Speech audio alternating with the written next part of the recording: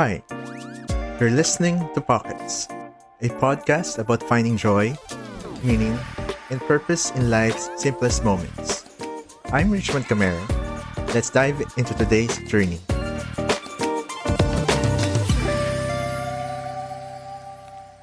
The book that introduced me to reading was Harry Potter and the Sorcerer's Stone. I was maybe around 9 to 10 years old back then. It was a gift from my aunt, and I, of course, enjoyed the book. And I can't deny that I'm a Potterhead right now. Go Ravenclaws. And that book sent me on a lifelong journey of buying and reading books, because buying and reading books are two separate hobbies, all right? Reading has been and still is my bucket of peace. And for today's episode, I'm going to talk about how reading has been my consistent pocket of peace. For fiction, I love living through the lives of the characters I'm reading. I love being pulled into that world that it makes me forget about the real world for a while. That's why I wanted to be a writer in the first place. I wanted to offer the solace to readers, just like what I found for myself through reading books. And as a writer, I also know that I need to read books to also fill my well of creative inspiration. I like reading books that explore characters and their connection with others. Like, for example, how a character's weakness is filled in by another character's strength. And with that dynamic, there's a potential for conflict too, which drives another layer in the story. So if you ask me about my current fiction favorites, it includes the Mistborn series by Brandon Sanderson, the Shades of Magic series by Victoria Schwab, and The Six of Crows duology by Lee Bardugo. So for looking on the other side for the nonfiction, I like to explore books on productivity, the whys of things, creativity, of course, philosophy, and relationships. Books have been my go-to resources whenever I'm looking for guidance or when I'm questioning things. And I think my all-time favorite nonfiction book is Big Magic by Elizabeth Gilbert. So those are my thoughts on the fiction and nonfiction books. So going back to how reading is my pocket of peace, it used to be effortless to find time reading books, and I could spend a good chunk of my time reading. At present, it gets harder because of the different things fighting for my mental space. Like when I start reading, I tend to think of other things that I need to do. I need to do chores, I need to do my work, that sort of thing fighting for my mental space. Whereas unlike before where I didn't have to worry about anything, it's mostly spent on just reading and not thinking about the other things that I have to do. And sometimes reading feels like a chore.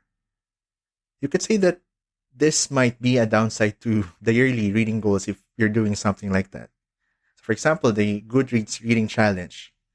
I've joined the challenge for a few years now, and believe it or not, my highest count was from 2021. I had 52 books in that year. That's maybe like one book a week. And even now, I'm surprised that I was able to do that. I know though that it involves strategy. I mixed up long and short books. That's why I was able to read that many. So given that flow of thought, so there are two potential challenges that's threatening reading books as my pocket of peace. So first is actually finding the time to read. And the second one is the deciding on the intention why I read. So what did I do to maintain the peace that I get from reading? I can share with you three things. The first one is to find pockets of time for reading. So for me, the minimum amount of time for me to satisfy my reading cravings is 10 minutes. 10 minutes of reading, right? So I included a 10-minute reading session in my morning and evening routine. So usually when I wake up, when the world is still quiet and before I log into work, that's when I read. And I read also before I go to sleep. So throughout the day when I'm wanting a break, I spend a few minutes reading as well. And when I'm outside, I'm also on the hunt for short windows of reading, like when I'm commuting or when I'm waiting on the line. And this is where Kindle gets handy, actually. So that's the first one. The second one is to have multiple books that I can juggle for reading. This may be counterproductive to finishing a book, but this addresses the intention that I have for a reading session. So, for example, it might be that I want to finish a book for a reading challenge, or maybe I need to learn a new skill, or maybe I just want to read something light. So, having options of books to read addresses the varying intention and state of mind that I have when I pick up a book.